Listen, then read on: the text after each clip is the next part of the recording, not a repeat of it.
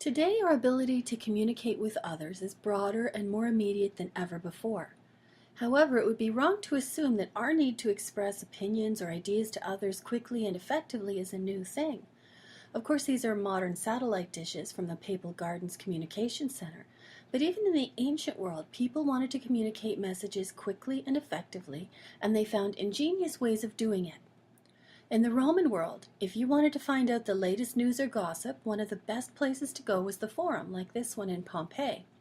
People gathered here for shopping, religious festivals, to do business, and to find out the most current information, whether true or not, just like today, about people and events. The emperors themselves saw the power of these meeting places, and even created fora of their own as a means of advertising their power, generosity, and effective leadership. This is the Forum of Augustus. Its very existence was like a Facebook or Instagram account. This is where the emperor could communicate directly to his people through nuntii, announcers who would call out the news or events, or through public posts about things he wanted communicated, like posters, or even through the impact of the buildings he created there. Things like imperial shrines or temples all made a statement about the emperor, that he was supported by the gods themselves, for example. Just like today, these statements may have been more about propaganda than truth, but a forum was an effective way to make them. In addition, an emperor's forum would have contained statuary of him. In Augustus's case, his statuary throughout the empire consistently portrayed him, even when he was older, as a young, vibrant man capable of leading an empire. This is rather like using Photoshop or special lighting to remove wrinkles or imperfections in order to make a leader or celebrity look younger, more powerful, or more vibrant. Also, Augustus was often shown in statuary in a very particular pose, standing in armor, a young man with his hand raised, looking very strong, very similar to this statue. But this is not the Emperor Augustus, though. It is Proconsul Marcus Nonius Balbus, and it's situated in Herculaneum. Just as today, people can expand their social cachet by following someone important and being followed by them on Twitter or friending them on Facebook, in ancient Rome, you could boost your social currency by copying a style of a particular emperor or god. Here, Balbus adopts the competence, authority, and respect of Augustus by copying his statue for himself. It's similar to the idea that by wearing a celebrity's perfume or wearing their clothing line, we feel as if we have accepted some of their social success. Inscriptions on public buildings, such as this one above the entrance to the Pantheon, were effective tweets communicating what the emperor or others wanted the people to know. The text had to be brief because of the space available, but a well-constructed inscription could communicate a lot of information.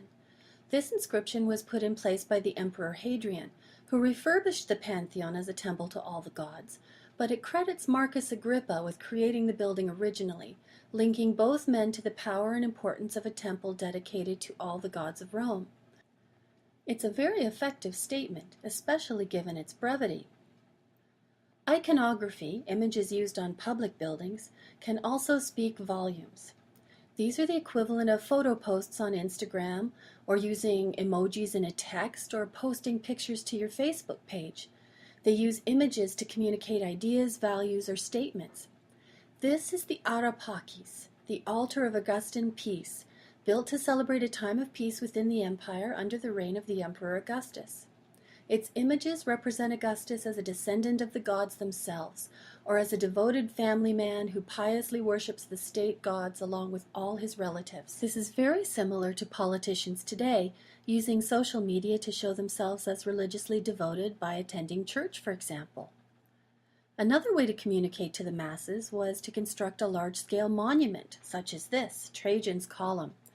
This is really Trajan's Facebook update showing what he's been up to lately.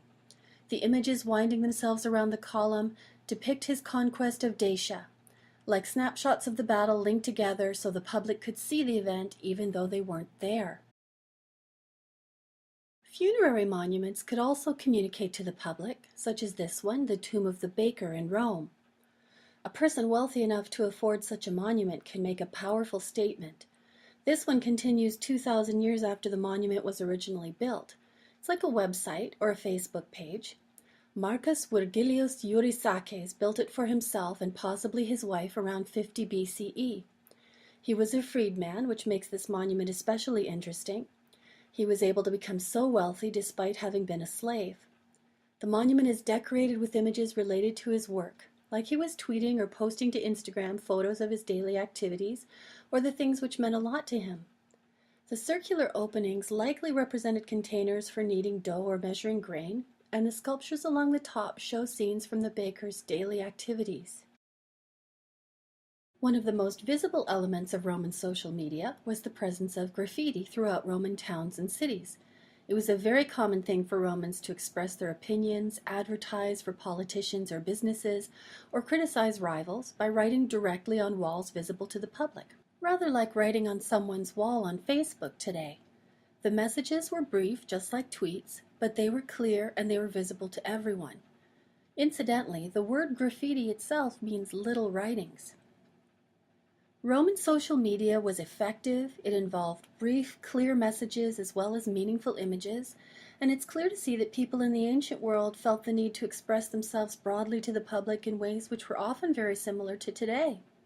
Their messages, however, took a physical form, which continues to express their thoughts 2,000 years after they were created. Modern social media, though, exists in a digital format.